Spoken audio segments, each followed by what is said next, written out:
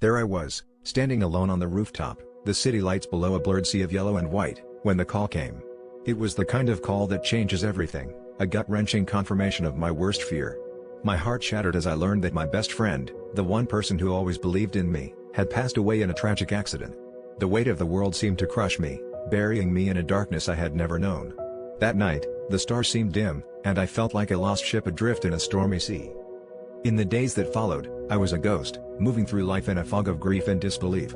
Everything reminded me of them, our favorite songs, the little cafe we loved, even the smell of fresh rain.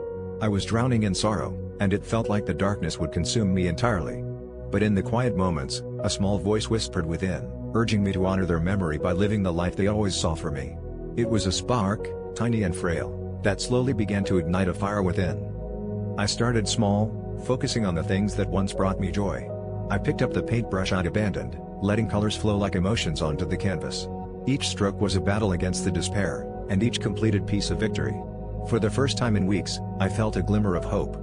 As I painted, I realized that my friend's belief in my potential was a gift, and it was time I embraced it. I was not just painting for me, I was painting for them, too.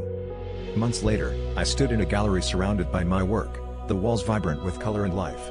The room buzzed with energy as people admired the art that had been born from my darkest night. In that moment, I understood that the tragedy that had once threatened to break me had instead forged me into something stronger.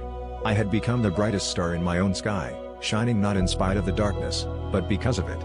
And the lesson was clear: even in the deepest night, we have the power to create our own light.